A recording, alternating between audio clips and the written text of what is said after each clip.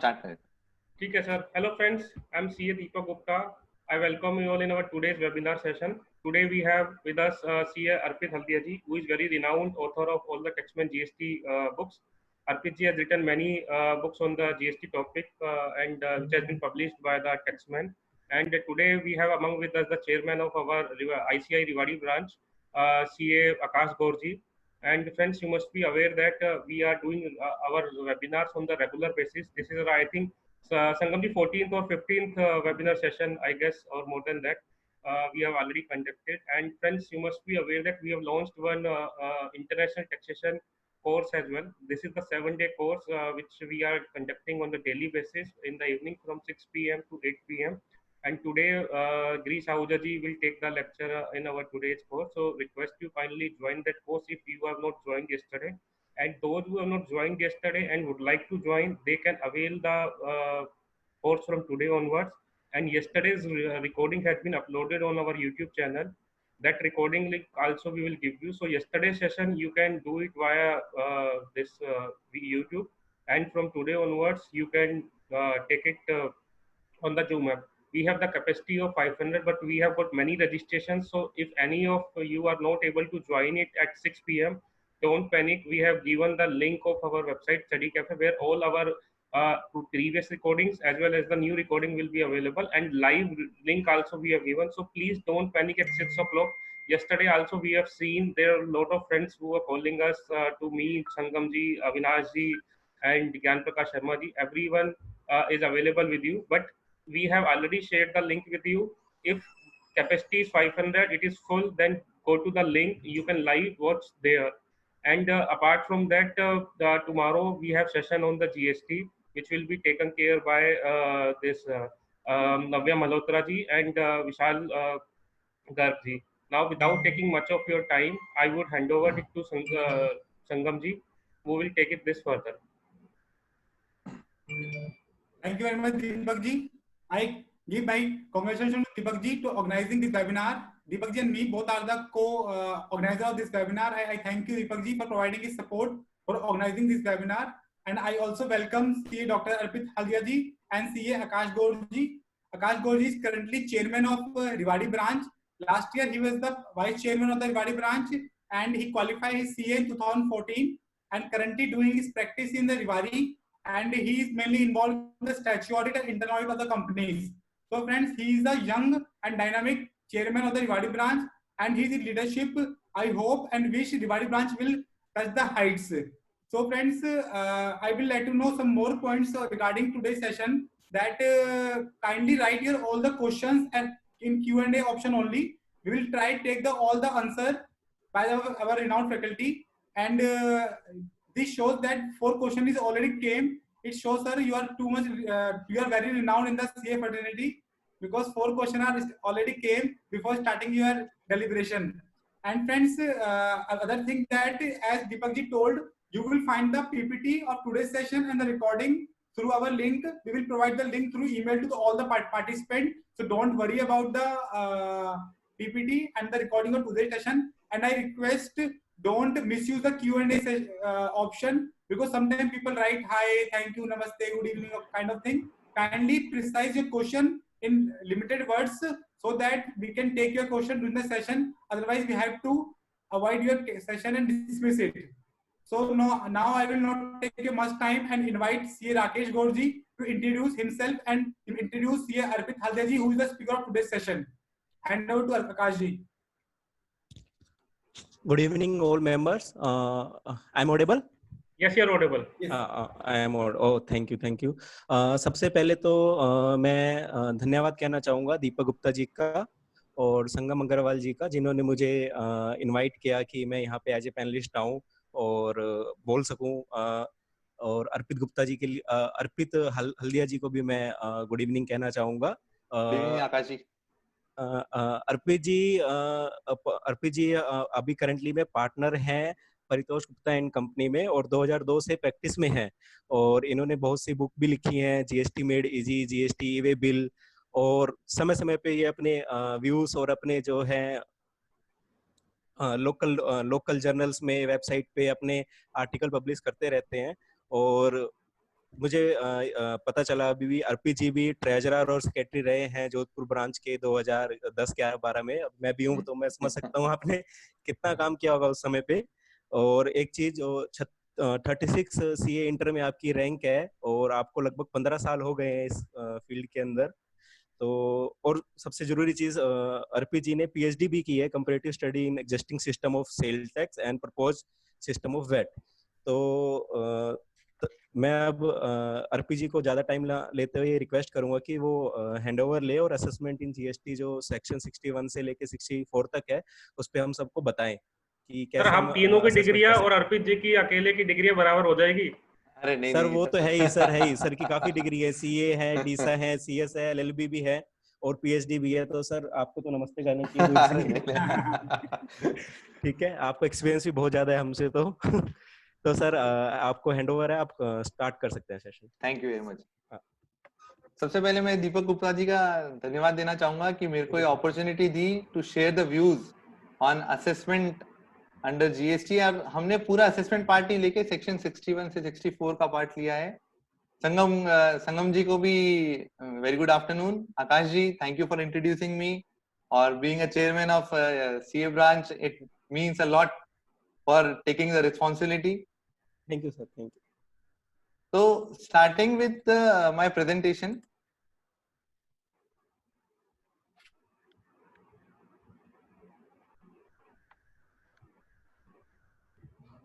our today's topic is assessment provisions under section 61 to 64.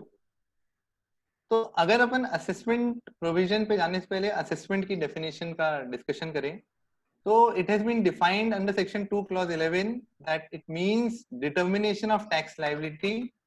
It means determination of tax liability under this act and includes self assessment, reassessment, provisional assessment, summary assessment and best judgment assessment. तो आप देखिए इसके दो limb है assessment के, एक तो determination of tax liability under this act और दूसरा फिर उन्होंने इंक्लूड्स लेकर के कुछ स्पेसिफिक असेसमेंट को रेफर किया है।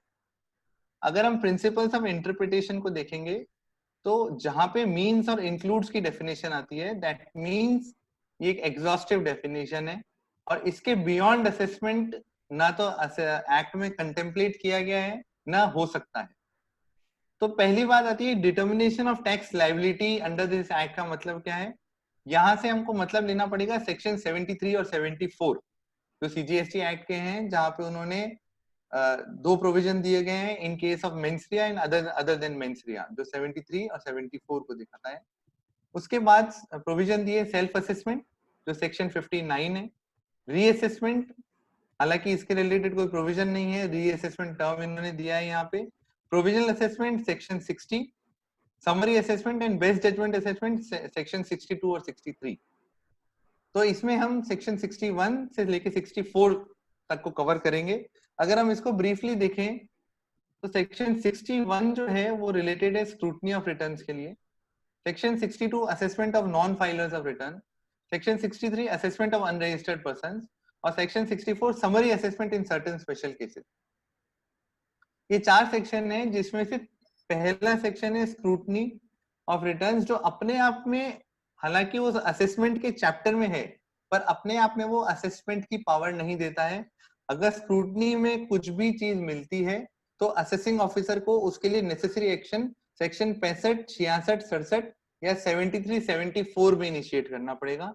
62, 63, 64 अपने आप में एक असेसमेंट कोड है जिसमें इसी सेक्शन में असेसमेंट ऑर्डर भी पास होगा और डिमांड भी क्रिएट होगी।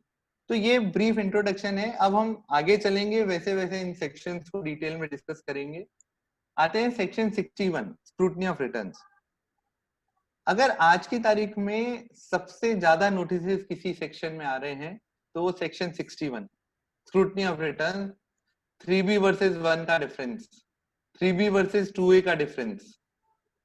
अब हमारे पास ये जब नोटिस आते हैं तो इनको हमको पहले तो किन लीगल एंगल्स पे इस नोटिस की वैलिडिटी को देखना है, फिर हम इसको किस तरह से चैलेंज कर सकते हैं और वंस चैलेंजिंग असेसिंग ऑफिसर के पास क्या ऑप्शन है और हमारे पास क्या ऑप्शन है, इन सब को हम इस सेक्शन 61 में डिस्कस करेंगे।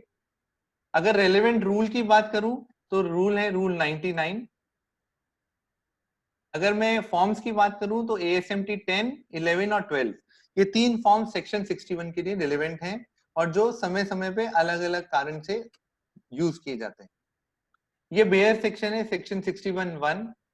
मैंने इस पूरे सेशन को इस तरह से किया है कि पहले में हमेशा एक बार बेयर प्रोविजन की रीडिंग करेंगे हम और फिर उसके बाद हम उसके एनालिसिस पार्ट पे जाएंगे। तो अगर सेक्शन 61(1) की बेयर रीडिंग करें तो it says the proper officer may scrutinize the return and related particulars. मैं स्पेसिफिकली यहाँ पे हाईलाइट करना चाहूंगा, पहला तो वर्ड स्क्रूटनाइज, दूसरा return and related particulars furnished by the registered person, registered person को हाईलाइट करा हुआ है, to verify the correctness of the return, correctness word को हाईलाइट किया है, and inform him of the discrepancies notice if any in such manner as may be prescribed and seek his explanation thereto. ये section 61 है। इसका relevant rule अगर देखेंगे rule 99(1), यहाँ पे भी मैंने कुछ वर्ड्स को हाईलाइट किया है जिसको हम अभी डिस्कस करेंगे बाद में सब्सिक्वेंटली। अगर बेयर प्रोविजन की रीडिंग करूं, वेयर एनी रिटर्न, अब देखिए यहाँ पे एक चीज आपको बताना चाहूंगा, जहां यहाँ पे रिटर्न एंड रिलेटेड पर्टिकुलर्स थे पर रूल 99(1) सिर्फ रिटर्न की बात करता है। Where any return furnished by registered person is selected for scrutiny, the proper officer shall scrutinize the same in accordance with the provisions of section 61 with reference to the information available with him, and in case of any discrepancy he shall issue a notice to the said person in form GST ASMT 10 informing him of such discrepancy and seeking its explanation thereto within such time not exceeding 30 days from the date of receipt of date of service of the notice or such further period as may be permitted by him, and also where possible quantifying the amount of tax, interest and any other amount payable in relation to such discrepancy. कुछ terms मैंने highlight करे हुए हैं, अगर इन दोनों के हम एक पार्ट को एनालिसिस करना चाहें साथ में पढ़ के सेक्शन 61 रीड विद रूल 99(1), तो सबसे पहले ये प्रोविजन एप्लीकेबल होते हैं रजिस्टर्ड पर्सन पे। यहाँ पे मैंने हाईलाइट करा है सेक्शन 61(1) में, तो सेक्शन 61 हमेशा रजिस्टर्ड पर्सन पे एप्लीकेबल होगा, ये कभी भी अनरजिस्टर्ड पर्सन पे एप्लीकेबल नहीं हो सकता। दूसरा, notice can be issued under section 61 provided return has been filed by the registered person.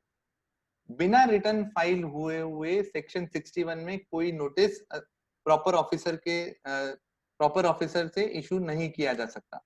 ये कहां से आता है, पहले अगर हम देखेंगे तो proper officer may scrutinize the return, तो स्क्रूटनी किसकी करेगा, रिटर्न की करेगा। अगर 99(1) को देखेंगे तो ये क्या बोलता है, where any return furnished by registered person is selected for scrutiny. Select किसको करना है, रिटर्न को करना है। तो now coming what is meant by return, तो सेक्शन 2 क्लॉज 97 पे आते हैं, तो यहाँ पे ये बोलता है defines returns as any return prescribed or otherwise required to be furnished by or under this act or the rules made thereunder. ये एक बहुत जनरल डेफिनेशन है, पर अगर हम एक्ट के स्कीमा को देखेंगे तो सेक्शन 39 जिसको हम GSTR 3, 3B, GSTR 4, GSTR 7 इसको हम रिटर्न में आ सकता है। सेक्शन 44 एनुअल रिटर्न, ये रिटर्न की डेफिनेशन में आएगा।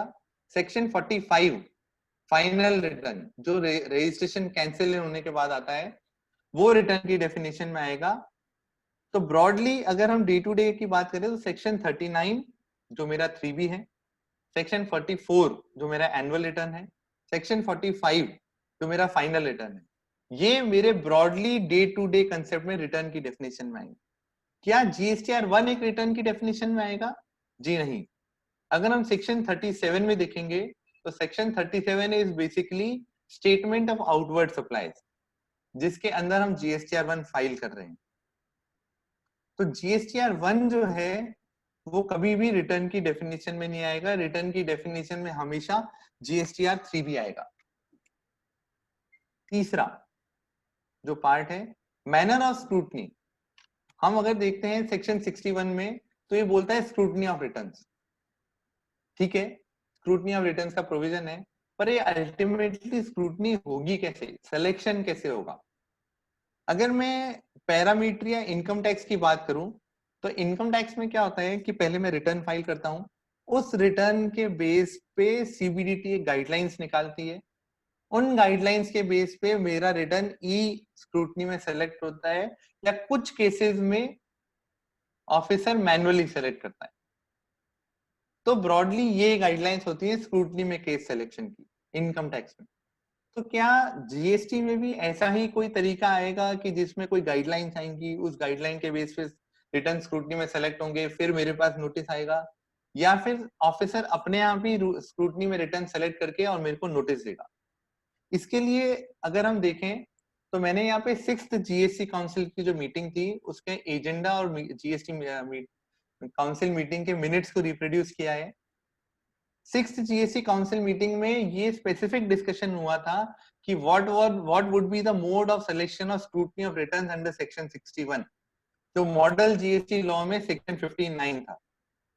तो 6th जीएसटी काउंसिल मीटिंग में स्पेसिफिक अगर हम देखें तो कर्नाटका की तरफ से जो सीसीटी आए थे, उन्होंने जो ऑब्जर्वेशन दिया दैट हैज बीन मोर और less brought in place in GST.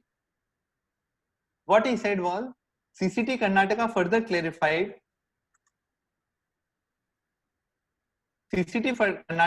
clarified that while the IT system would throw up the suspicious cases requiring scrutiny, the officer would take into account all factors and might issue a notice for scrutiny in select cases as per the requirement.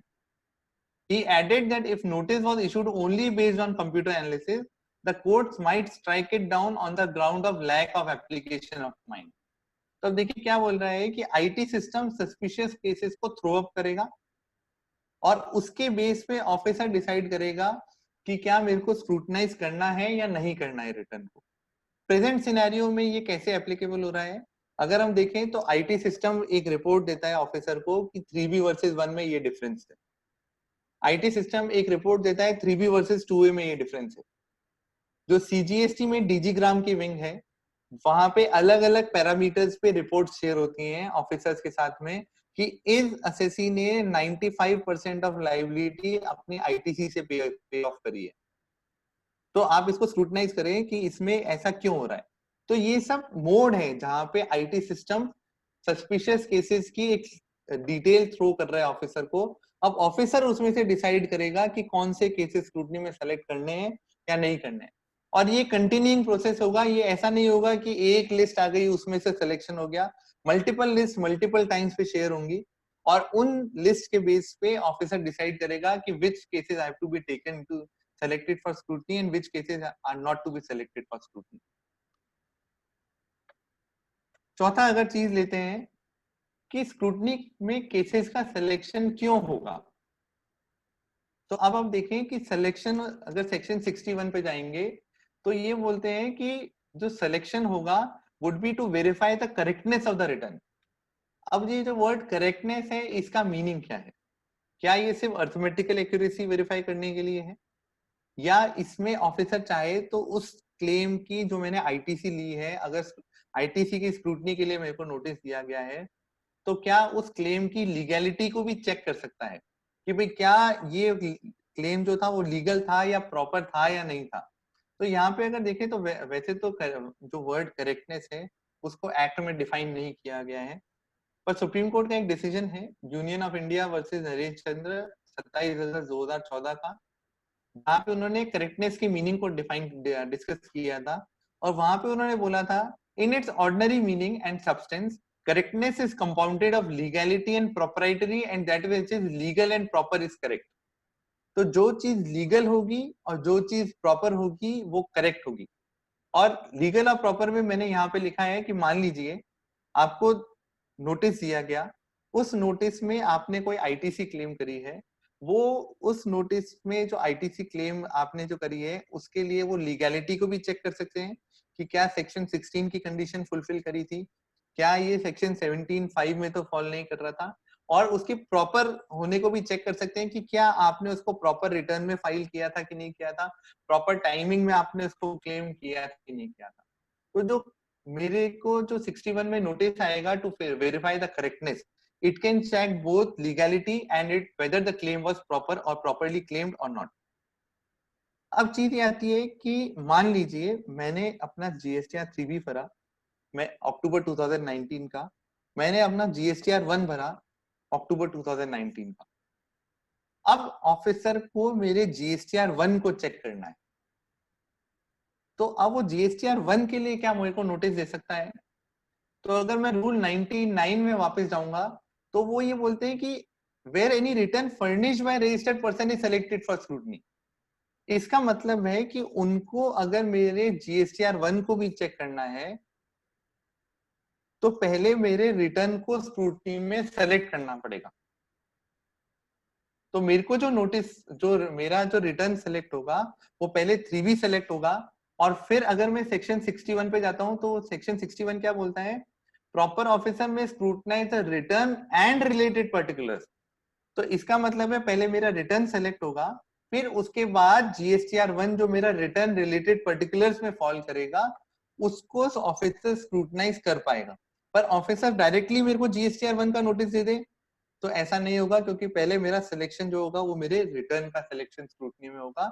उसके बाद GSTR 1 है वो related particulars में जाएगा, मेरा ITC 04 जो job work के case में जाता है वो मेरे रिलेटेड पर्टिकुलर्स में जाएगा। तो once a return has been selected the entire related particulars to that return can be scrutinized by the officer, but a notice stating for GSTR 1 only, then it cannot be serviced upon me. जो छठा और सबसे important part है, scrutiny of return to be carried out on the basis of information available with the proper officer. अब हम rule 99(1) पे आते हैं। ये क्या कहता है? Where any return furnished by registered person is selected for scrutiny. ठीक है, मेरे रिटर्न को उन्होंने सेलेक्ट कर लिया। अब उसके बाद क्या प्रोसेस होगा? The proper officer shall scrutinize the same in accordance with the provision of section 61 with reference to the information available with him। मतलब मेरे रिटर्न को स्क्रूटनी में सेलेक्ट करेंगे और उस रिटर्न को अपने पास जो उनके पास इंफॉर्मेशन है उससे वो उसको स्क्रूटनाइज करेंगे, and in case of any discrepancy he shall issue a notice to the said person in GST ASMT 10 informing him of such discrepancy। मतलब मेरे पास जो नोटिस आएगा it would not be a notice for furnishing information, it would specifically be stating कि आपके return को हमने अपने पास जो इंफॉर्मेशन अवेलेबल थी उससे हमने वेरीफाई किया, और जब उसको वेरीफाई किया तो हमको ये डिस्क्रिपेंसी मिली है, इसलिए आप इस डिस्क्रिपेंसी का हमको जवाब दीजिए। अब मेरा ये जो प्रोसेस है सिलेक्शन ऑफ स्क्रूटनी और जो मेरे को नोटिस देने का प्रोसेस है, ये इनकम टैक्स से कैसे डिफरेंस है? मैं इनकम टैक्स का एग्जांपल इसलिए ले रहा हूँ क्योंकि उसको हम रेडिली एसोसिएट कर सकते हैं अपने आप को। इनकम टैक्स में क्या होता है? इनकम टैक्स में पहले रिटर्न स्क्रूटनी में सेलेक्ट होता है, फिर एक जनरल नोटिस आता है। उस जनरल नोटिस में मेरे से 10 डॉक्यूमेंट मांगे जाते हैं। उस नोटिस के परस्पेंस में मैं 10 डॉक्यूमेंट सबमिट करता हूँ। जब मैं वो 10 डॉक्यूमेंट सबमिट करता हूँ तो फिर मेरे पास एक स्पेसिफिक नोटिस आता है कि भाई आपके 10 डॉक्यूमेंट को स्क्रूटनाइज करने के बाद में मेरे को ये चीजें मिली हैं जिसमें आपको फर्दर एक्सप्लेनेशन देना है।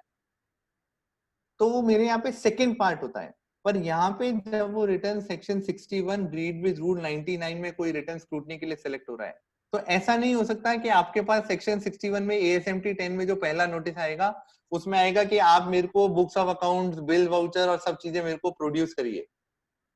ये नोटिस बिल्कुल गलत होगा क्योंकि ASMT 10 में मेरे को डिस्क्रिपेंसी स्पेसिफिकली आनी चाहिए। तो मेरे पास जो ASMT 10 का नोटिस आएगा वहां पे स्पेसिफिक लिखा होगा कि on the basis of information available with us and after scrutinising your return we have found following discrepancies in your return. चाहे वो 3B वर्सेस 1 का डिफरेंस हो सकता है, 3B वर्सेस 2A का डिफरेंस हो सकता है, या फिर मान लीजिए किसी थर्ड पर्सन का सर्वे या सर्च हुआ था, वहां पे आपसे रिलेटेड कोई डॉक्यूमेंट मिले और उन डॉक्यूमेंट को जब चेक किया तो पता चला कि वो तो उस आईटीसी का क्लेम कर रहा है पर आप अपने जीएसटीआर 1 में उसको शो नहीं कर रहे हो। तो these are all information available with him, और वो इंफॉर्मेशन अवेलेबल जो है उसी के बेस पे मेरे को ASMT 10 में स्पेसिफिक डिस्क्रिपेंसी को हाईलाइट करते हुए नोटिस दिया जाएगा। अगर मान लीजिए मेरे पास कोई जनरल नोटिस आता है, then in such case such notice is not a valid notice in terms of section 61।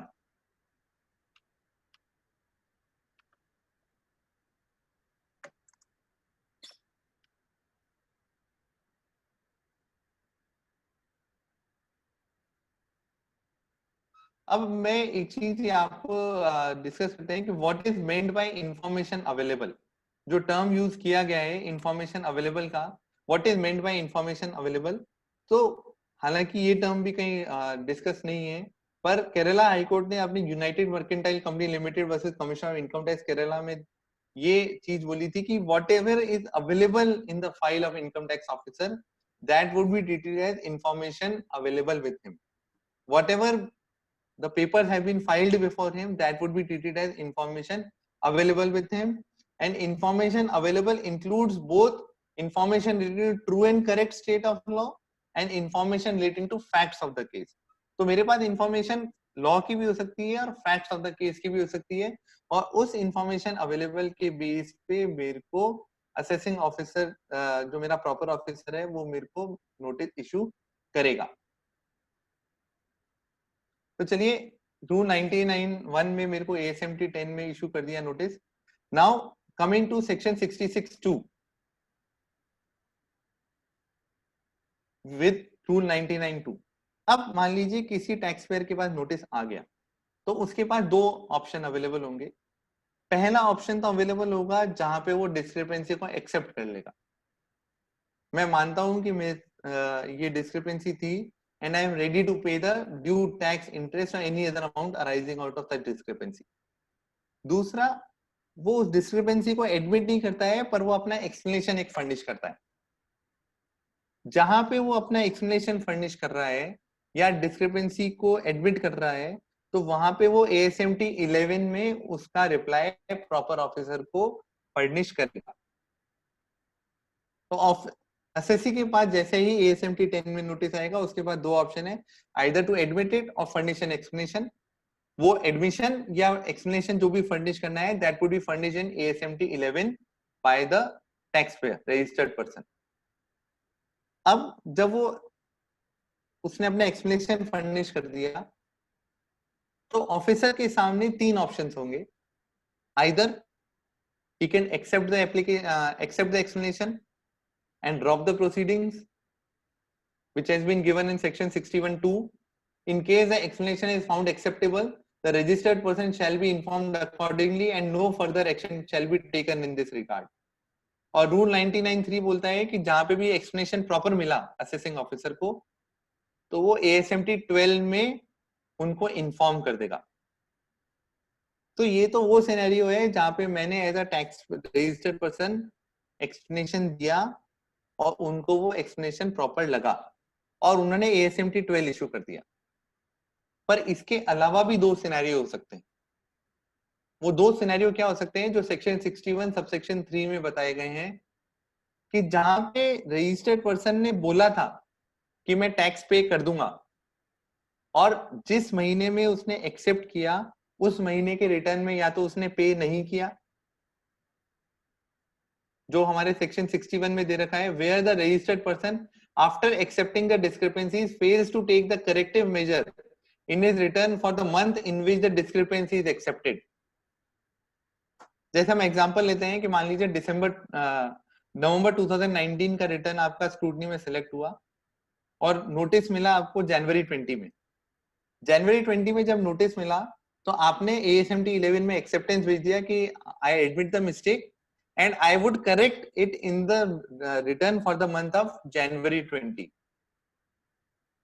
अब जब असेसिंग ऑफिसर देखता है मार्च में जाके, तो पता चलता है कि आपने जनवरी 20 में वो करेक्टिव एक्शन लिया ही नहीं। एक तो सिनेरियो ये हो सकता है। दूसरा, आपने जो एक्सप्लेनेशन दिया था कि सर मेरा जो 3B वर्सेस 1 में जो डिफरेंस था उसका कारण ये है, तीन कारण आपने रेडिट कर दिए, और पर वो जो आपने कारण दिए थे, जो एक्सप्लेनेशन दिया था, वो उनको प्रॉपर नहीं लगा। इन दोनों सिनेरियो में ऑफिसर जो है सेक्शन 65, 66, 67 इन तीन सेक्शंस में एप्रोप्रिएट एक्शन ले सकता है।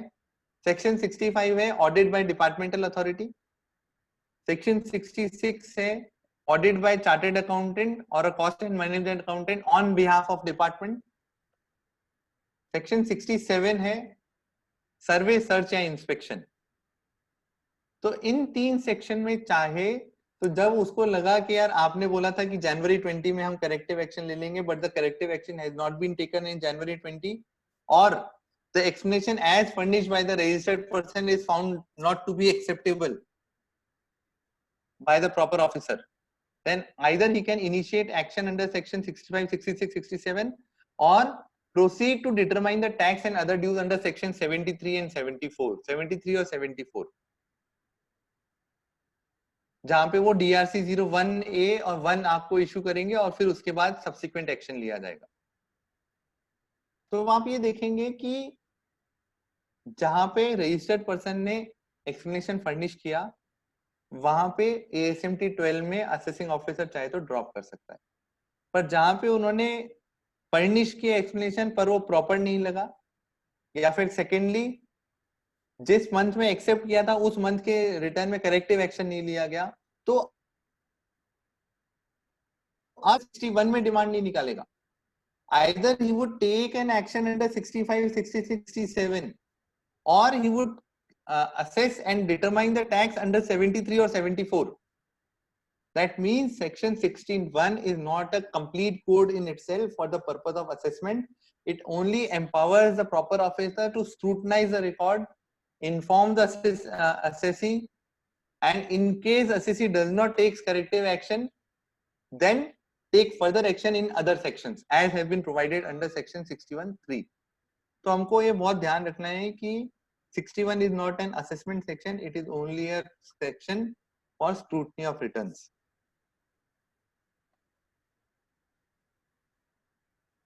So this was all about section 61,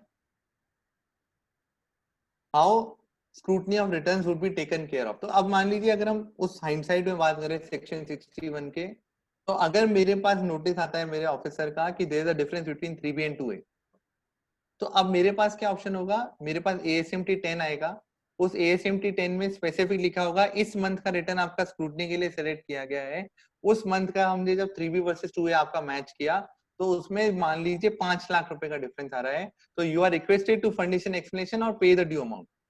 तो मैं ASMT 11 में उसका एक्सप्लेनेशन फर्निश करूंगा, मैं ASMT 11 में उसका एक्सप्लेनेशन फर्निश करूंगा।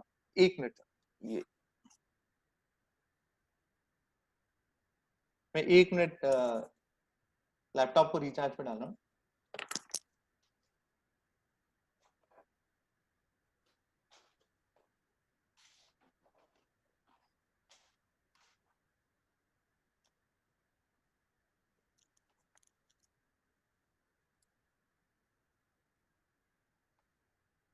तो ASMT 11 में उसका एक्सप्लेनेशन मैं फर्निश करूंगा, और एक्सप्लेनेशन अगर फर्निश किया और ऑफिसर को प्रॉपर लगा, so I would be taking it, the officer would be issuing an order under ASMT 12. अगर उनको प्रॉपर नहीं लगा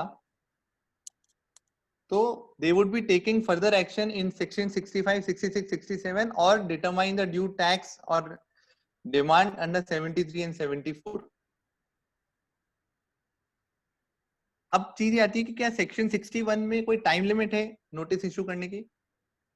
तो ऐसी कोई टाइम लिमिट नहीं है, क्योंकि सेक्शन 61 अपने आप में एक असेसमेंट का प्रोसेस नहीं है, ये तो एक स्टार्टिंग पॉइंट है जो कंक्लूड किसी और सेक्शन में जाके होता है। तो अगर मेरी डिमांड जो है वो सेक्शन 73 या 74 में निकलनी है, तो दैट मींस मेरी proceeding up to the issue of assessment order including the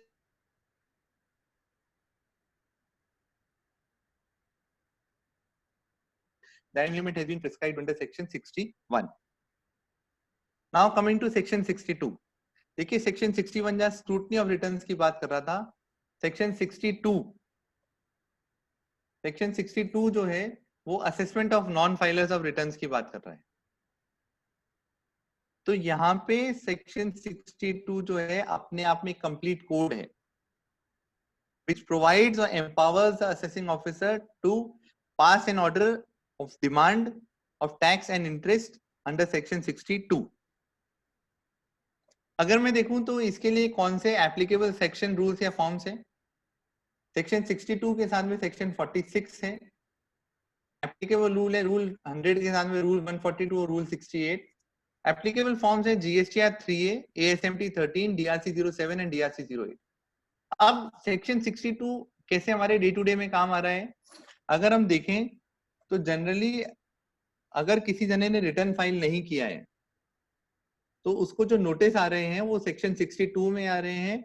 और इससे रिलेटेड एक एसओपी भी डिपार्टमेंट ने, सीबीएसई ने दिसंबर 2019 में इशू करी थी, जहां पे उन्होंने बोला था कि how a process under section 62 और assessment of non filers of return should be taken care of. तो जहां पे ये सेक्शन तब काम आएगा जब मैंने किसी पर्टिकुलर मंथ का रिटर्न फाइल नहीं किया है। रिटर्न दैट मींस सेक्शन 60 मैंने जीएसटी 3B फाइल नहीं किया है, तो उस केस में मेरे को सेक्शन 62 का नोटिस दिया जाएगा और मेरे को टाइम लिमिट दी जाएगी कि या तो आप रिटर्न फाइल कर दिए, नहीं तो आपको असेसमेंट कर दिया जाएगा सेक्शन 62 में। तो ये बेयर प्रोविजन है सेक्शन 62 का। तब यहाँ पे अगर हम देखें इस प्रोविजन को पढ़े तो it says notwithstanding anything to the contrary contained in section 73 or 74 where a registered person fails to furnish the return under section 39 or 45, again it is applicable on a registered person. In case where the returns have not been furnished under section 39 or section 45, section 39 मेरा GSTR 3B है और section 45 जो है मेरा final return है, जो मेरा registration cancel होने के बाद मेरे को भरना होता है। Even after the service of notice under section 46,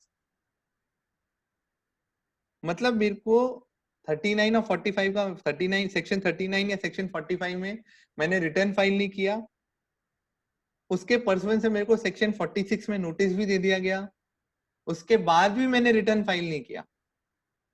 in that case the proper officer may proceed to assess the tax liability to the best of his judgement.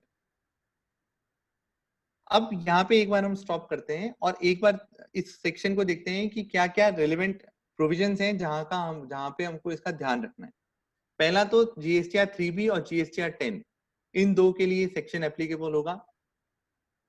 कब एप्लीकेबल होगा? जब मेरे को सेक्शन 46 में नोटिस दे दिया गया है और उसके बाद भी मैंने रिटर्न फाइल नहीं किया है। तो अगर मैं सेक्शन 46 पे आता हूं तो what it says is where a registered person fails to furnish a return under section 39 or 44 or 45, section 46 जो है section 44 पे भी लगता है जो एनुअल रिटर्न का प्रोविजन है, पर section 62 सिर्फ 39 और 45 पे लग रहा है। तो अगर मेरे को सेक्शन 46 में non filing of GSTR 3B या नॉन फाइलिंग ऑफ जीएसटीआर 10 का नोटिस आया है तभी सेक्शन 62 के प्रोविजन एप्लीकेबल होंगे। A notice shall be issued requiring him to furnish such return within 15 days in such form and manner as may be prescribed. तो मेरे को सेक्शन 46 बोल रहा है कि 3B अगर आपने फाइल नहीं किया तो आपको 15 डेज में नोटिस मिलने के 15 डेज के अंदर अंदर आपको रिटर्न फाइल करना है। और नोटिस कौन से फॉर्म में मिलेगा? मेरे को रूल 68 में दे रखा है कि नोटिस मेरे को जीएसटीआर 3A में दिया जाएगा।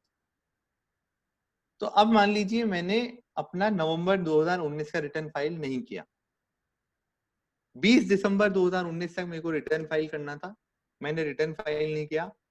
25 दिसंबर 2019 को मेरे पास जीएसटीआर 3A में नोटिस आ जाता है कि you have not furnished return for the month of November 19, you are requested to file the return within 15 days of receipt of the notice.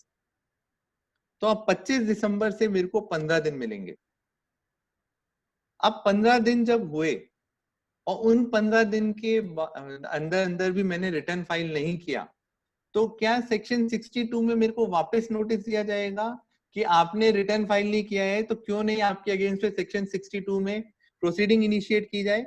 ऐसा कोई नोटिस मेरे पास नहीं आएगा, क्योंकि सेक्शन 62 ये बोलता है कि if a registered person fails to furnish the return under section 39 और section 45 even after service of notice under section 46, the proper officer may proceed to assess the tax liability of the said person to the best of his judgment. मतलब 15 दिन खत्म होने के बाद में assessing officer सीधा आपकी लाइबिलिटी असेस करेगा। He would not be giving any further notice for initiating proceedings under section 62। तो अब यहाँ पे चीज आती है कि सर वो प्रिंसिपल ऑफ नेचुरल जस्टिस का क्या हुआ? मेरे को तो कोई इंफॉर्मेशन ही नहीं दी गई कि मेरे अगेंस्ट सेक्शन 62 की प्रोसीडिंग इनिशिएट की जाएगी। तो आप ये मान के चलें कि यहाँ पे प्रिंसिपल ऑफ नेचुरल जस्टिस दो जगह लग रहा है। पहली जगह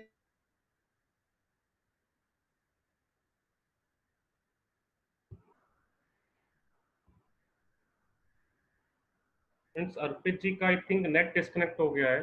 He will join in 1 or 2 minutes next. या so I am calling him.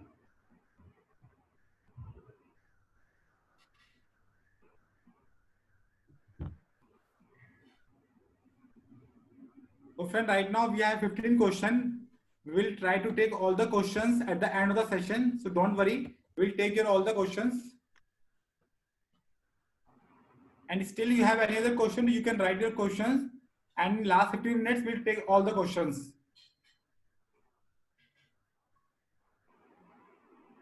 हाँ सर, ठीक है, ठीक है, ठीक. Friends Arpit is connecting in 1 or 2 minutes.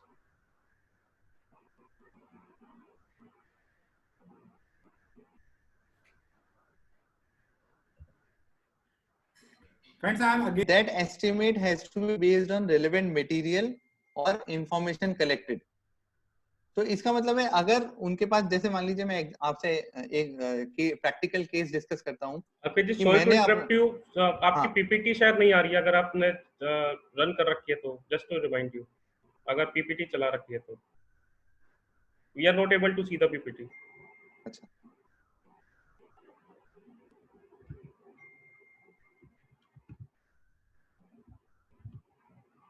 ये अब आ रही है सर?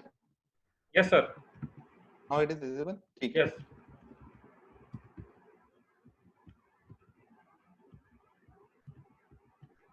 तो अब मैं आपसे अगर ब्रीफली एक शॉर्ट एग्जांपल का डिस्कशन करूं, तो मान लीजिए मैंने नवंबर 19 का रिटर्न फाइल नहीं किया और मेरे पास सेक्शन 62 सेक्शन 46 का नोटिस आता है टू फाइल द रिटर्न, और मैंने 15 दिन में अपना रिटर्न फाइल नहीं किया, तो ऑफिसर को मेरा बेस्ट जजमेंट असेसमेंट पास करना है अंडर सेक्शन 62.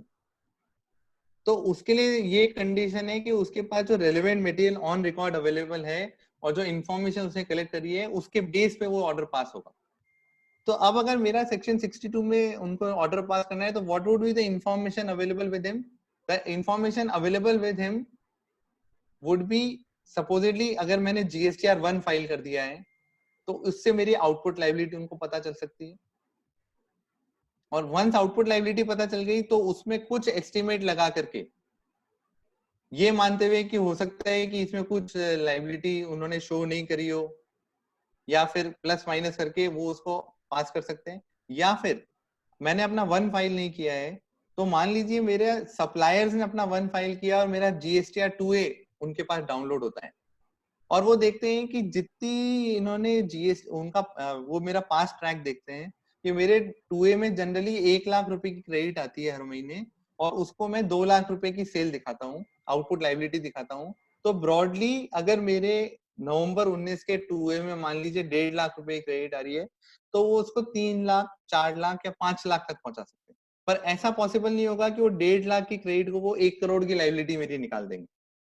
तो क्योंकि वो जो डिमांड निकल रही है, बेस्ट जजमेंट असेसमेंट हो रहा है, it has to be based upon the information available in record and the information collected by the assessing authority.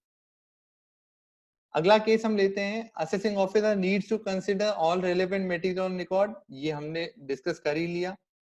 Judgement should have reasonable nexus to the available material and circumstances of the case. हमें circumstances भी देखने पड़ेंगे. अगर किसी service provider का best judgement assessment है, it can not be on the same lines of a trader of best judgement assessment, क्योंकि trader service वालों के ITC कम होगी पर आउटपुट लायबिलिटी ज्यादा होगी. ट्रेडर के केस में difference between output liability and input would be difference of margin of the profit earned bye them on the supply of goods. तो सर्कमस्टेंसेस ऑफ केस भी देखने पड़ेंगे और nexus with the material available भी देखना पड़ेगा. Judgment figures does not have to be proved to be the exact amount determined. ऐसा नहीं है कि वो ऑफिसर को ये बताना पड़ेगा कि इधर देखो इनकी लायबिलिटी 5 लाख थी और मेरी भी 5 लाख आई है, क्योंकि यहाँ पे गेस वर्क इन्वॉल्व है. तो थोड़ा लीवे और हमको ऑफिसर को भी देना पड़ेगा wherein the liability might differ from the actual liability. Basis of computation has to be disclosed in the order. आपने वो जो लायबिलिटी निकाली है वो किस तरह से आपने अराइव एट करी है, that has to be disclose in the order. अगर आपने वो डिस्क्लोज नहीं किया है, that means the order was not proper कि भाई आपके पास information available ये थी, उस information available से इस liability पे आप पहुंचे कैसे हैं, that has to be disclosed in the order. If the estimate is bona fide and on rational basis, it cannot be disturbed by the court even though it might not be the most appropriate. अगर rational जो officer ने बताया है, if it is जो estimate जो officer ने लिया है, if it is on rational basis कि ठीक है एस्टिमेट होना चाहिए plus minus 20% 15% it is with in the limit, तो फिर कोर्ट ये नहीं बोलेगा कि नहीं नहीं ये तो 20% ज्यादा है तो हम क्यों मानेंगे, हम इसको ऑर्डर को क्वैश करते हैं और नई प्रोसीडिंग आप इनिशिएट करिए, इट माइट स्टे. तो on part of officer the responsibility is कि वो उस रेशनल को एक्सप्लेन करें और उस रेशनल के बेस पे अगर एस्टिमेट थोड़ा बहुत कम ज्यादा भी होता है then also the order would stand on its own and it would not be quashed.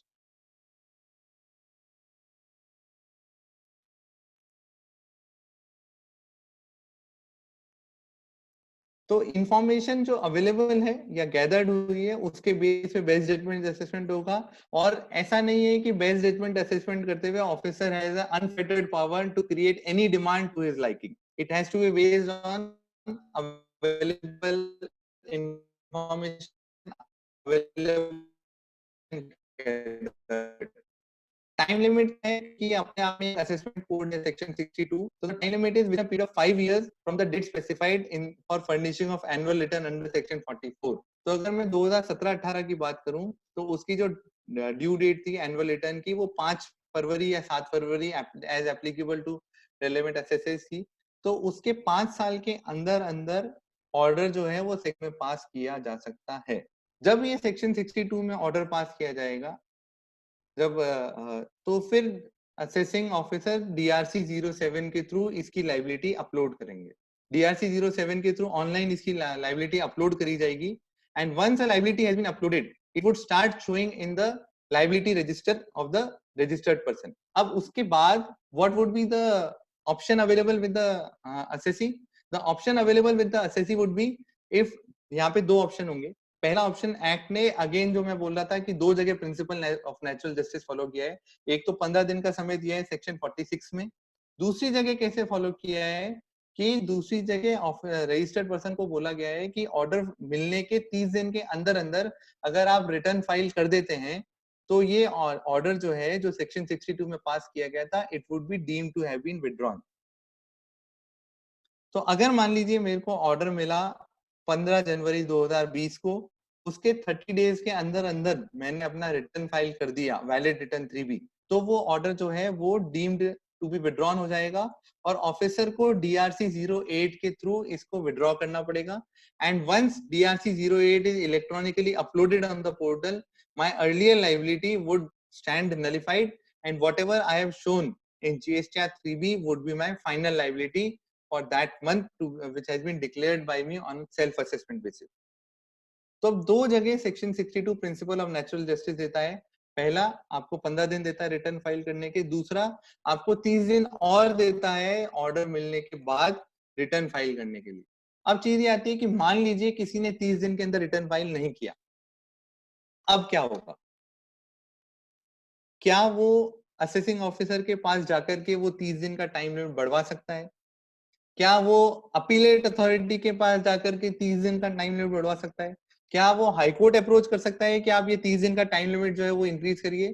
तो देखिए यहाँ पे जो ऑनरेबल हाई कोर्ट का जजमेंट है जो मैंने यहाँ पे शेयर किया है, bridge hygiene services private limited state tax officer, वहां पे हाई कोर्ट ने ये बोला है कि in my view the statutory provision of 30 days from the date of receipt of assessment order passed under 62(1) has to be strictly construed against an assessee and in favor of the revenue, since this is a provision in a taxing statute that enables an assessee to get an order passed against him on best judgment assessee basis set aside. The provision must be interpreted in the same manner as an exemption provision in a taxing statute. मतलब 30 days का time limit और high court ने ये कह के बढ़ाने से मना कर दिया कि since it is an beneficial provision for the assessee similar to an exemption provision, therefore it has to be construed strictly in light of the order of honorable apex court and since it is a strict construction, the period of 30 days cannot be further extended by the High Court. तो अगर 30 days में file नहीं किया तो only option left with me is filing an appeal before the Commissioner Appeals. पर उसमें भी 30 दिन extend नहीं हो सकते. उसमें मैं सिर्फ basis of passing of assessment order, mode of service of notice under section 46 या mode of service of order under section 62, मैं सिर्फ इन्हीं को ही चैलेंज कर सकता हूं, पर मैं 30 डेज को बढ़ाने की टाइम लिमिट की रिक्वेस्ट नहीं कर सकता हूं. तो यहाँ पे हमको ये पता चलता है कि अगर किसी टैक्स पेयर के पास सेक्शन 46 में नोटिस आया है नॉन फाइलिंग ऑफ रिटर्न के लिए, तो it has got a very large consequences and it has to be treated very seriously, क्योंकि मेरे पास इफेक्टिवली अगर देखा जाए नोटिस आने के बाद में 15 दिन है रिटर्न फाइल करने के लिए. अगर 15 दिन में रिटर्न फाइल नहीं किया तो ऑफिसर 62 में ऑर्डर पास कर देगा. He might take 5 to 10 days and after that there are 30 more days for filing of a valid return. तो कुल मिला के मेरे पास 2 महीने का टाइम होता है सेक्शन 46 का नोटिस आने के बाद.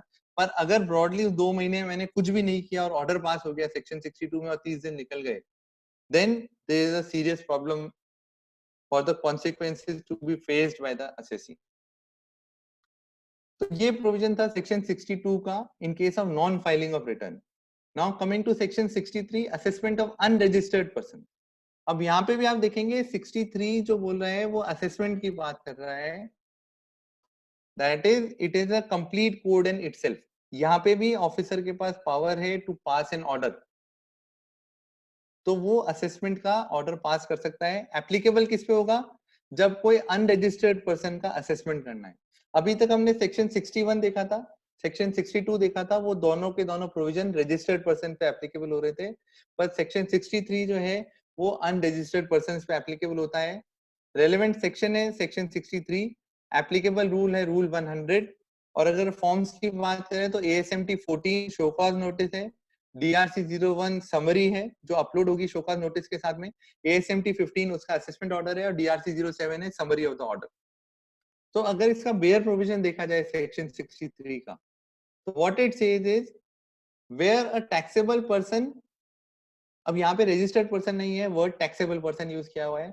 और अगर सेक्शन 2 में जाके देखें तो टैक्सेबल पर्सन जो है वो टैक्सेबल पर्सन डिफाइन किया हुआ है वो पर्सन जो या तो रजिस्टर्ड है या लाइबल टू बी रजिस्टर्ड है अंडर सेक्शन 22 और 24 ऑफ सेक्शन 22 और सेक्शन 24 ऑफ CGST एक्ट 2017. तो वो पर्सन हु, अब ये दो सिचुएशन में लगता है, where a taxable person fails to obtain registration even though liable to do so. यहाँ पे मेरी लाइबिलिटी थी रजिस्ट्रेशन लेने की, but I have failed to take the registration. अब ये ऑफिसर को कैसे पता चलेगा कि मेरी लाइबिलिटी थी पर मैंने रजिस्ट्रेशन लेने से मैंने रजिस्ट्रेशन नहीं लिया? सपोजिटली मैंने 2017-18 का अपना IT रिटर्न फाइल किया. उस IT रिटर्न में मैंने अपनी सेल जो दिखाई है वो 40 लाख रुपीस दिखाई है. अब उस पैन से ऑफिसर के पास इंफॉर्मेशन शेयर हुई कि भाई इस पैन में 40 लाख रुपीस की सेल दिखाई गई थी. उसको उन्होंने पैन से सर्च किया कि क्या ये GST में रजिस्टर्ड है, वो GST में रजिस्टर्ड नहीं था. उस बेस पे सेक्शन 63 में असेसिंग ऑफिसर जो है, प्रॉपर ऑफिसर जो है, he may serve a notice that you are a taxable person who has failed to take registration even though liable to do so.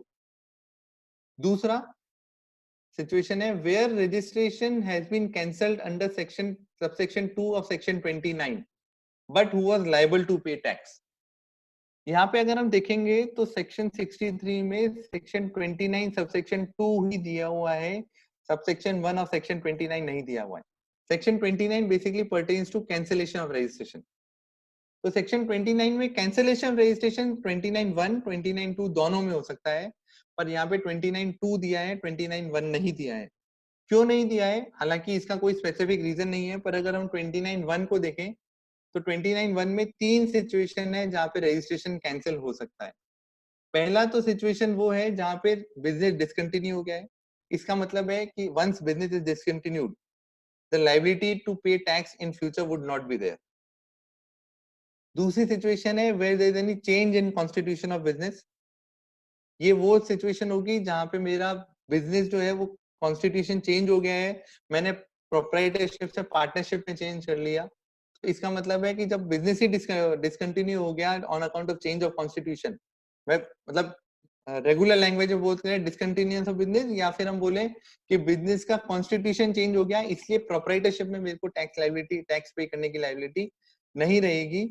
तो ये दो केसेस वो केसेस हैं जहां पे वो बिजनेस अपनी एग्जिस्टेंस एक तरह से खत्म कर देता है, और जो आगे बिजनेस चालू होता है ये वो एक सेपरेट फॉर्म में चालू होता है। और तीसरी सिचुएशन है taxable person other then person registered under 25(3) is no longer liable to be registered under section 22 to 24, 22 and 24।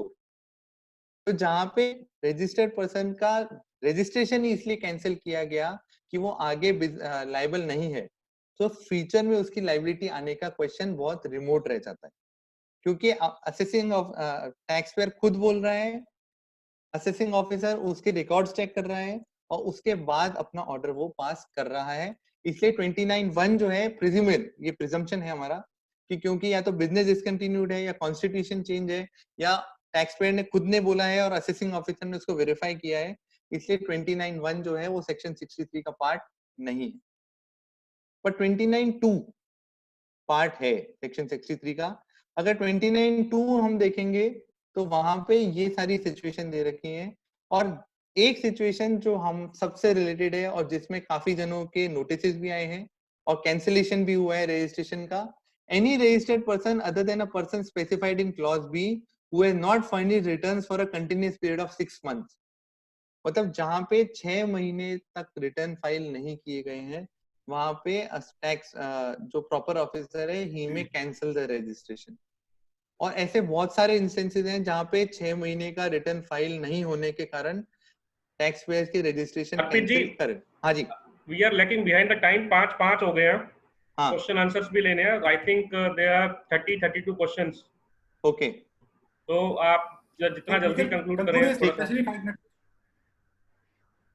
ठीक है ना, मैं नेक्स्ट 10 to 15 मिनट्स में इसको कंक्लूड करता हूँ। हाँ ठीक है ना, हाँ। ठीक।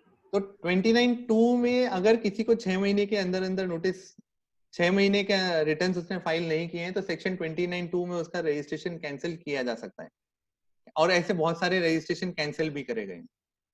तो जहां पे रजिस्ट्रेशन 29(2) में कैंसिल करे गए हैं, वहां पे सेक्शन 63 के प्रोविजंस एप्लीकेबल होंगे।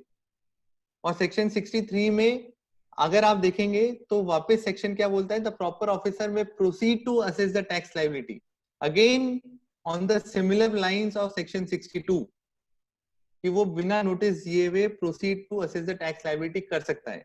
पर यहाँ पे एक प्रोविजो है which comes to the rescue of the taxpayer, which says कि कोई भी असेसमेंट ऑर्डर यहाँ पे विदाउट गिविंग एन अपॉर्चुनिटी पास नहीं होना चाहिए।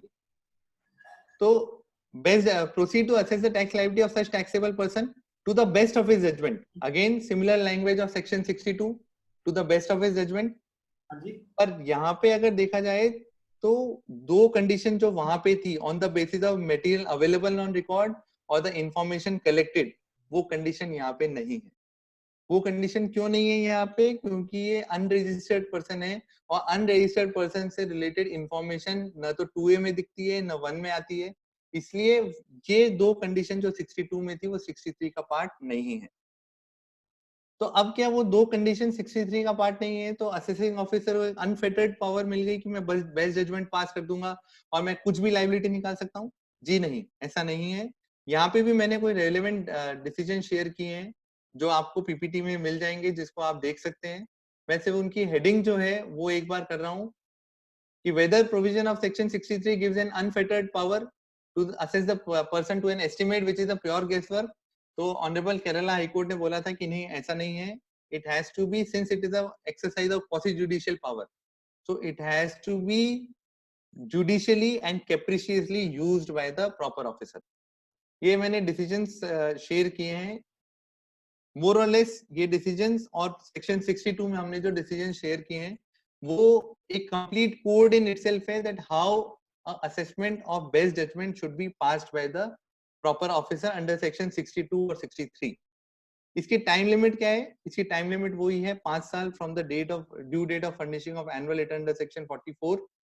अगर 5 फरवरी से बात करें तो 5 फरवरी 2020 से बात करें तो 2025 तक सेक्शन 63 में असेसमेंट किया जा सकता है। नोटिस जो दिया जाएगा वो ASMT 14 में दिया जाएगा, पर यहाँ पे एक जो चीज है जो बाकी सब प्रोविजन से डिफर करती है कि ASMT 14 का जो नोटिस होगा it would B containing the grounds on which the assessment is proposed to be made on best judgment basis. अगर सेक्शन 63 में असेसमेंट होना है तो वहां पे ASMT 14 का नोटिस ऐसा नहीं आ सकता है कि you are a taxable person and you have failed to take the registration, therefore why not assessment should be passed under section 63. It has to cover the grounds कि क्या ग्राउंड पे आपको इंफॉर्मेशन मिली और क्या ग्राउंड पे आप assessment propose कर रहे हैं किसी भी अनरजिस्टर्ड पर्सन का, and in case the grounds are not been provided then the notice and the assessment under this section can be challenged. Once ASMT 14 provides the grounds, the summary has to be uploaded in DRC 01 और उसको reply करने के लिए उस person के पास में 15 दिन का समय होगा. अगर 15 दिन में वो उसका रिप्लाई नहीं करता है तो ASMT 15 में उसका ऑर्डर पास कर दिया जाएगा और DRC 07 में उसकी लाइबिलिटी अपलोड कर दी जाएगी. तो ASMT 14 के बाद में 15 दिन के अंदर मेरे को उसका रिप्लाई करना है. If I am not able to file a reply within 15 days, then an order under ASMT 15 would be passed and the summary would be uploaded electronically in in DRC 07. So this was briefly about provision of section 63. Now coming to provision of section 64. The relevant provision is section 64, rule is rule 100, and the relevant form is ASMT 16, ASMT 17, ASMT 18, and the summary in DRC 07. ASMT 16 is assessment order, ASMT 17 is withdrawal application, and ASMT 18 is acceptance or rejection of the withdrawal application. ये section 64 जो है ये certain special cases में लगेगा और वो certain निकल के आएंगे. वो सेक्शन 64(1) की लैंग्वेज बताती है. वो क्या बोलते हैं सेक्शन 64 में, the proper officer may on any evidence, मतलब उस ऑफिसर के पास एविडेंस होना चाहिए. वो एविडेंस काय का होना चाहिए? Of showing a tax liability of a person coming to his notice. वो एविडेंस ये बताना चाहिए कि उस पर्सन की लायबिलिटी थी, और जब भी ऐसा एविडेंस प्रॉपर ऑफिसर के नोटिस में आएगा, then with the previous permission of additional commissioner or joint commissioner, वो इस सेक्शन में एक्शन लेने से पहले एडिशनल कमिश्नर या जॉइंट कमिश्नर की प्रीवियस परमिशन लेगा. By term previous permission is that before moving ahead in this section a permission should be on record. अगर वो परमिशन इसके बाद में ली जाती है then itself the proceedings are invalid.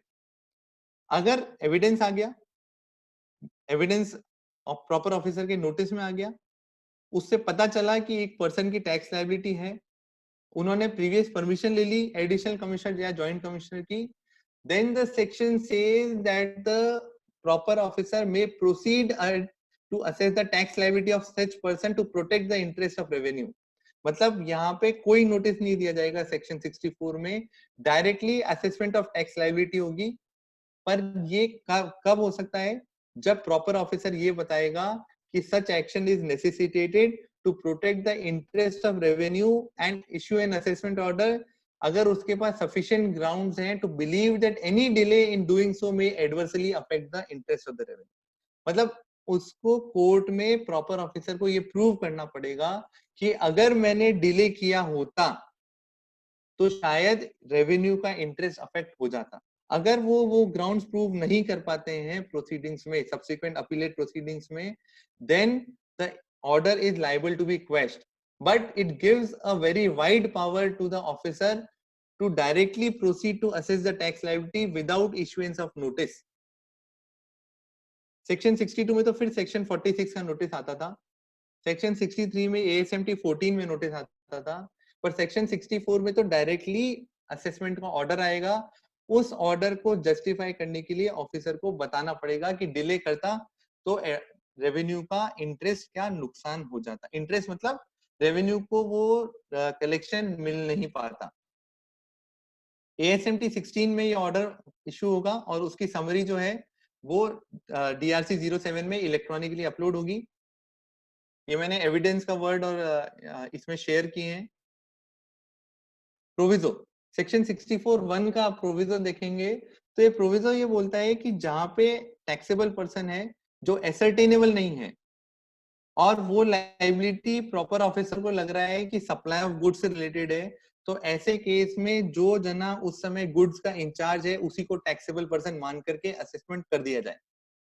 ये केस कहाँ पे हो सकता है जो ये प्रोविजो से कवर होगा? मान लीजिए कोई ऑफिसर है जो चेक पोस्ट पे खड़ा है और उसको एक व्हीकल आता है जिसमें ई वे बिल नहीं था और उस व्हीकल में मान लीजिए 25 लाख रुपीस का गुड्स है।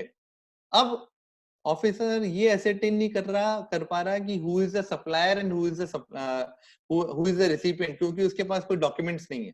उस केस में प्रॉपर ऑफिसर सेक्शन 64 को इन्वोक करते हुए जो पर्सन इंचार्ज ऑफ गुड्स है, मतलब जो ड्राइवर है, उसी को टैक्सेबल पर्सन मानते हुए उसका वो असेसमेंट सेक्शन 64(1) में कर सकता है। तो ये बहुत वाइड पावर दे रहा है। और सेक्शन 64(2) जो है वो ये बोलता है कि अगर मान लीजिए 64(1) में कोई ऑर्डर पास हुआ है तो असेसी चाहे तो वो एप्लीकेशन खुद मूव कर सकता है या एडिशनल कमिश्नर या जॉइंट कमिश्नर वो अपने ओन मोशन पे चाहे तो जो ऑर्डर पास हुआ है उसको ये मानते हुए कि द ऑर्डर वाज एरोनियस, उसको वो विड्रॉ कर सकते हैं और विड्रॉ करके वो सेक्शन 73 या 74 में मूव अहेड कर सकते हैं। जो वर्ड एरोनियस है उसका जो मीनिंग है वो सुप्रीम कोर्ट ने Malabar industrial company versus commissioner of income tax में क्लियर किया था कि एरोनियस का मतलब है कि जहां पे इनकरेक्ट एप्लीकेशन ऑफ लॉ हुआ है, जहां पे ऑफिसर के पास दो ऑप्शन अवेलेबल थे, उन दो ऑप्शन में से एक ऑप्शन उसने सेलेक्ट कर लिया। इसका मतलब ये नहीं है कि ऑर्डर जो है वो एरोनियस है, the order would be treated as correct. पर जहां पे उसने फैक्ट में कोई एरर किया या लॉ इनकरेक्टली अप्लाई किया, in that case the order would be treated as erroneous and can be withdrawn on an application by the taxpayer himself or suo motu by the joint commissioner or additional commissioner.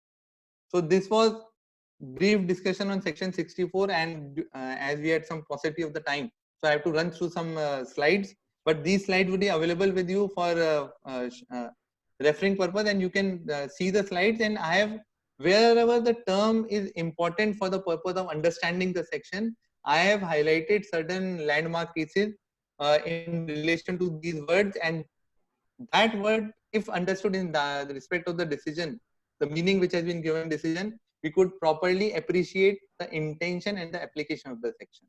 With this, I would like to conclude my presentation on section 61 to 64 on assessment procedure under GST. Over to you, Deepak ji. Thank you, Arpit ji, and very nice deliberation and a very good presentation. I think lots of viewers have very love for you, and we have received many queries. I think there are 40 queries. Friends, just want to say that now onwards we will not take any queries. So whatever queries we have received here, we will try to resolve all the queries. And if there is any pending, you can share it with the Arpit ji, and he will try to resolve it. But now it's 5:15, so now we won't take any queries because we have another session. Arpit ji also has to rest it. Arpit ji, you can see question answer session on your screen. So Yes, sir. you can read and you can reply it from there, or you would like us to read it for you. No, I can read it from reply it from there only. Yeah. So the first question which I can see is from Madan Mohan Garg. What will happen for notices received from SGST? I went with First question is from Raj Krishan Ghosh. Raj Kiran Ghosh. Raj Kiran Ghosh. If you scroll up in the open questions, if you see. Raj Kishan Bose. At top, sir. I'm only able to see the open ones. Yeah, open one you need to see. So in that one, the topmost is Madan Mohan Garg, 4:47 p.m. No, sir, it is the. No, it's 4 p.m. 3 p.m. You will see. Scroll up.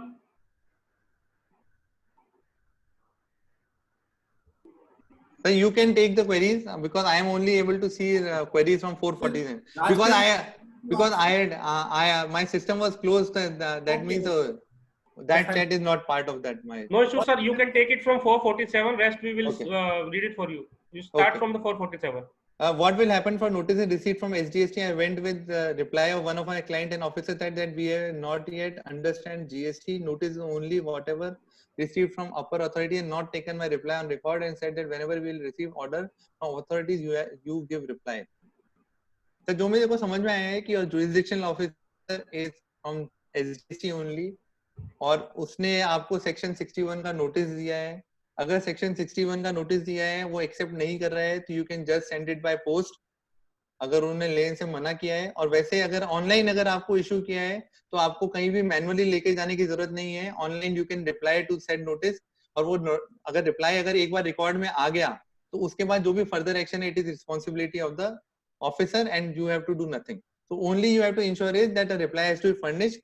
If it is given online, then online reply is to be furnished. और अगर manual आया है तो शायद manual तो आपको reply अगर आया है तो पहले आप उसकी वैलिडिटी को चैलेंज कर सकते हैं. How much of tax period officer will seek for issuing of 3A notice? देखिए जैसे मैं आपको बोला था कि सेक्शन 62 जो है वो उसमें एक टाइम लिमिट है वो दे रखा है 5 years. तो अगर किसी को नॉन फाइलिंग ऑफ रिटर्न का सेक्शन 62 में असेसमेंट पास करना है, अगर मैं मानता हूं कि 5 फरवरी 2020 आपके लिए लास्ट डेट थी तो 5 फरवरी 2025 तक नोटिस भी इशू होना चाहिए और उसका ऑर्डर भी पास होना चाहिए. तो अगर ऑर्डर पास होने की लास्ट डेट 5 फरवरी 2025 है तो आप रिवर्स कैलकुलेशन करके देख लीजिए कि what should be the last date for giving the notice under section 46 for non filing of return. So late fees are rupees 50/20 per day under CGST SGST head. What is the maximum amount of this late fees? I mean any upper limit? जी हाँ, उसकी late fees की upper limit है 10,000 रुपए की जो आपको maximum पे करनी पड़ सकती है. हालांकि जीएसटी काउंसिल में ये मैटर डिस्कस हुआ था. काउंसिल मिनट्स का पार्ट है. 10 नवंबर 17 की मीटिंग थी जहाँ पे उन्होंने बोला था कि the late fees should not exceed the tax liability. पर वो प्रोविजन कहीं पे भी एक्ट में आया नहीं और वो जीएसटी काउंसिल के मिनट्स का पार्ट बन के रह गया. इसके बाद है general question that is transfer credit is going to open for all और नॉट नोटिफिकेशन. आपको प्रूव करना पड़ेगा कि there was a genuine difficulty on your part for filing of trans 1 पर generally it would not be open for any person. Dear sir, what are the option against such order if our sale actually less than how can we adjust? अगर आप section 62 की बात कर रहे हैं तो section 62 में आपका अगर नॉन फाइलिंग ऑफ रिटर्न के लिए हुआ है तो अगर आपने 30 डेज में फाइल नहीं किया है रिटर्न तो आपको अपील में ही जाना पड़ेगा और अपील में जाकर के आपको बताना पड़ेगा कि order has been passed wholly on a whimsical ground. पर आपके एक्चुअल सेल से अगर 10-15% का ही वेरिएशन है then the order under section 62 would stand and they would, क्योंकि हम जब एस्टिमेट करते हैं तो एस्टिमेट कभी भी एक्चुअल के बराबर नहीं हो सकता. There would always be a difference between a actual and an estimate. But we cannot find the exact calculation which officer has done to raise. तो ये अपील में आप ग्राउंड उठाइए कि the no ground or method of calculation has been given by the officer. उसका मैंने judgement भी अपने प्रेजेंटेशन में आपको शेयर किया है तो you can refer that judgment as well. Can we question the base judgment basis order of our tax liability? कर सकते हैं, but if it is based upon relevant material on record, then the officer would have an upper hand while passing the order on the basis of which order has been passed.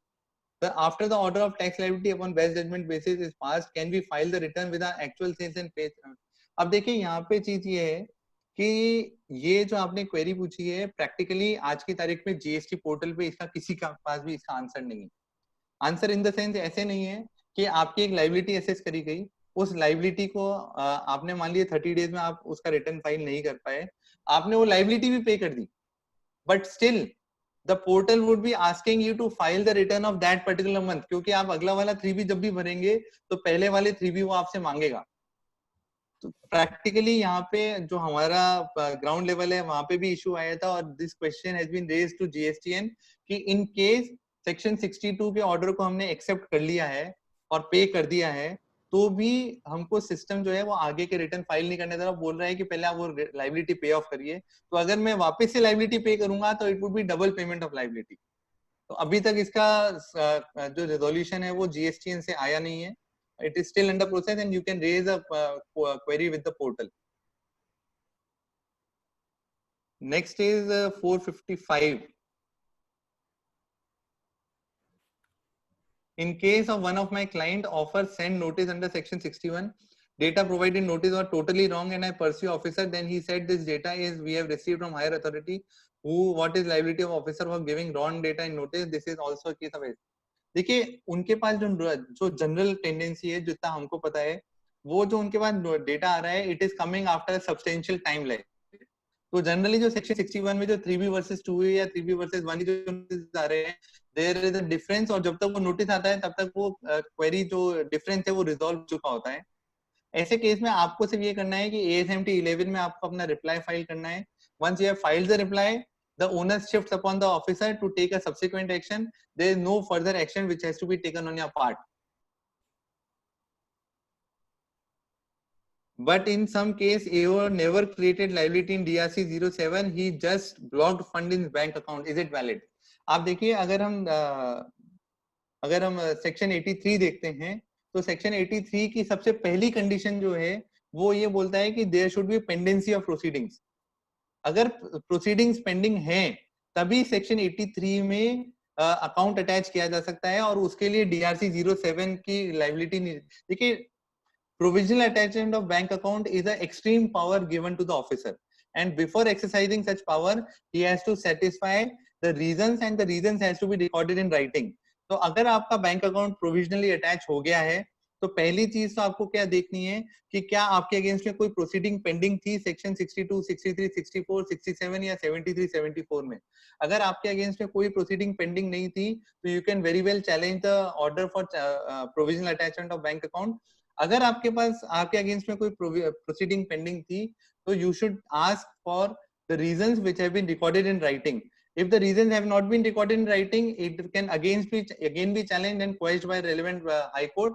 अगर वो reason record किए गए हैं, तो you can very well challenge the basis, the reasons which have been recorded, that the reasons recorded are totally irrelevant, and on that basis my account should be released. तो आपको देखना पड़ेगा कि आपका केस किस स्टेज पे था, और क्या वो प्रोसेस जो रूल 159 में और सेक्शन 83 में, मैं यहाँ पे एक अपने लिसनर्स को हाईलाइट करना चाहूंगा कि लॉ में जहां पे भी reasons to be recorded in writing दे रखा है, please treat it as words which have been incorporated in the act for the benefit of the assessee and reducing the powers of the officer. कि कोई भी action होगा उसका reason record पे होना चाहिए, और आप उस वर्ड्स को प्रॉपर्ली एनालाइज करके उसको अपने डे टू डे वर्क में उनको काम में ले. If we receive notice under section 46 and not filed 3B within 15 days of receipt of notice 3A due to liquidity crunch on payment not receiving from customer, what would be the remedy available to taxpayer or registered person? देखिए 46 में notice आया, 15 दिन में आप उसका पे नहीं कर पाए, तो अगर ऑफिसर ने सेक्शन 62 में प्रोसीडिंग इनिशिएट नहीं करी है, देयर इज नो प्रॉब्लम, क्योंकि वो एक मैंडेट नहीं डालता है कि करना ही करना है 62 में. वो चाहे तो इनिशिएट करना छोड़ भी सकता है, पर जो एसओपी अभी डिपार्टमेंट ने रिलीज करी है दिसंबर 19 में, उन्होंने उसमें मैंडेट डाला है कि once notice has been issued under section 46, you should go ahead and pass an order under section 62. तो अगर आपके पास liquidity crunch है, you should approach your officer and request for further time for filing of return. But you should not आप ऐसा नहीं करें कि लेके नोटिस को बैठ जाएं और कुछ भी नहीं करें, क्योंकि अगर एक बार 62 में इनिशिएट हो गई, तब तो 30 डेज में आपको वो रिटर्न फाइल करना ही पड़ेगा, नहीं तो और कोई ऑप्शन एसएससी के पास नहीं है. A person has taken GST registration, not filed any return, then after 3 months later he has cancelled the GST, and what will be the implication in future and what should we do? देखिए, अगर आपने GST registration लिया था और आपने कुछ काम किया था, और तो काम अगर किया था तो आप 3 महीने के रिटर्न फाइल करके वो रिवोक कराएं और उसको चालू करवाएं. अगर आपने कोई काम नहीं किया, तो फिर जो ऑफिसर ने GST रजिस्ट्रेशन कैंसिल किया है, तो कीप इट कैंसल्ड, उसको आपको वापस से रिवोक कराने की कोई जरूरत नहीं है. तो the entire action has to be taken at your end, that whether any work was taken had been carried out by you at your end. If yes, then the registration has to be revoked. If no work has to be carried out, there are nil returns to be filed, then no further action needs to be taken. ये पंकज दयाल लेना है sir? Hello? आगे लेना है ना? ये दो question है, पंकज जी और दीपक का ले लीजिए, then we will wind up this session. ठीक है sir. Pankaj Dayal. Yes.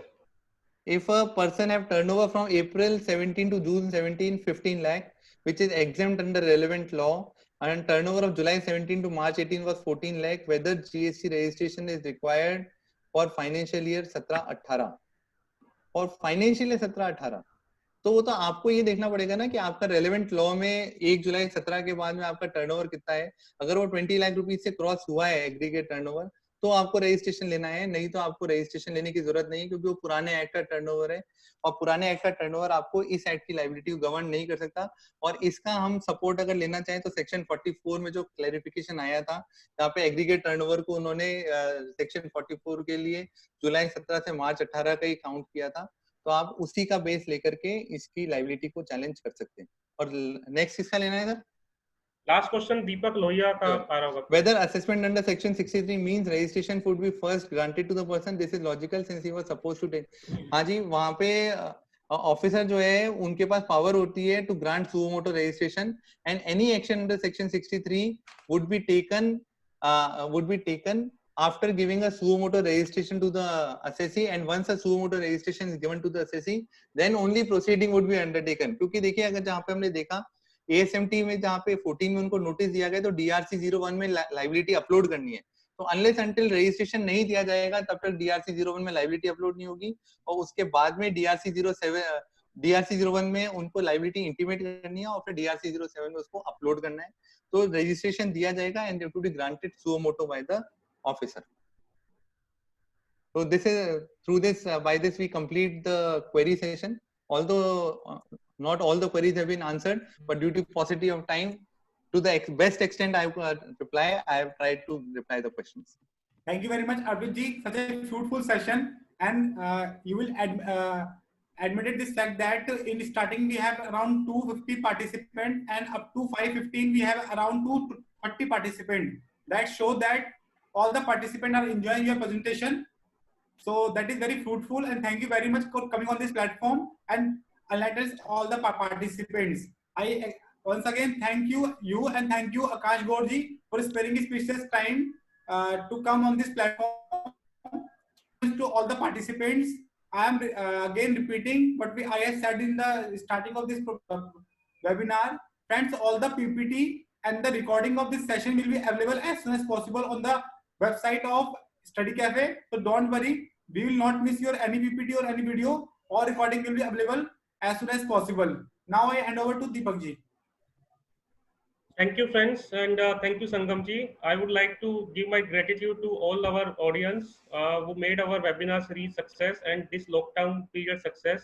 And first of all the audience who believed in the concept of e-learning with us. And I would like to thank you, Arpit Haldia ji and Akash Gaurji, who made their time and shared their precious time with us. And Arpit ji, who has shared his knowledge for the welfare of the profession. Arpit ji is very renowned faculty of our profession, so everybody knows that, and his schedule is very busy.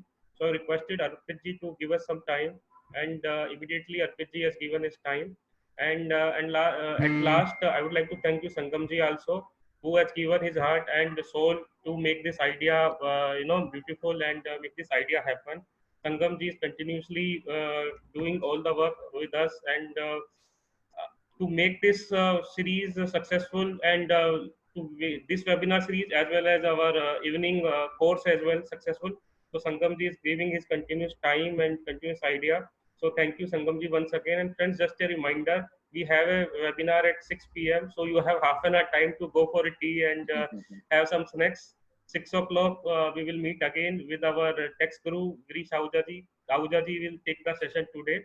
So be prepared for the Ahuja ji. And one more thing, at 5 o'clock, just try to log in as soon as possible, because we have the capacity of 500 and we have got many registrations. So those who are not able to watch it online on this Zoom platform, I once again share the link with you here only, so that you will not panic and you can see the webinar on our Study Cafe website. We have made the arrangement so that all the live webinars you can see on the website without making any panic. We were getting lots of calls yesterday and lots of messages. So without giving call to us, don't send message.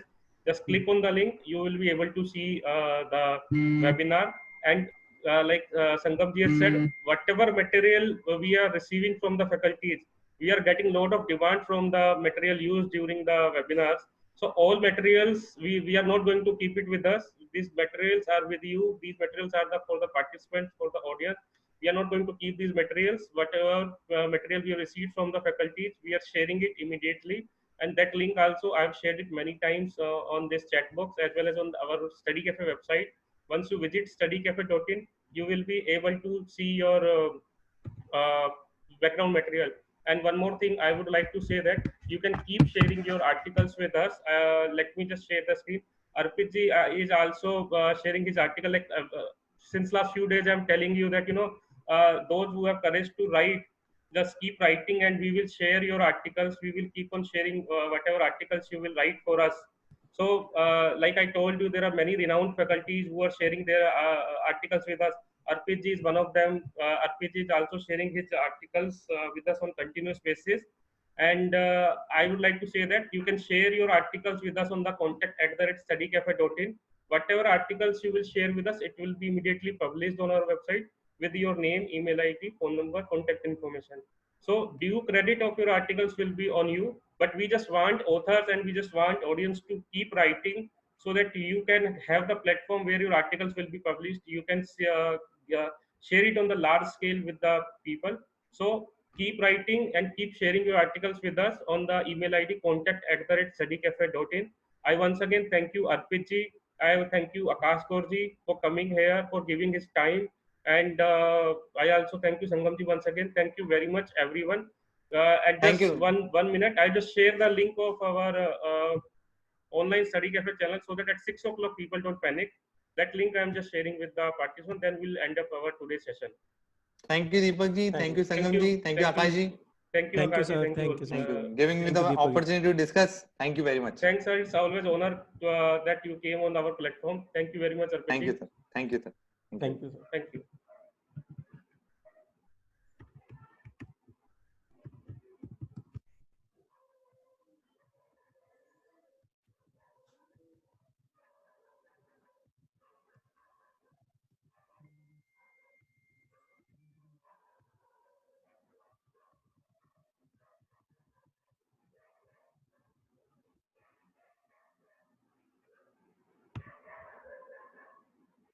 Thank you, Akash ji. Thank you. Now I'm ending our today's meeting.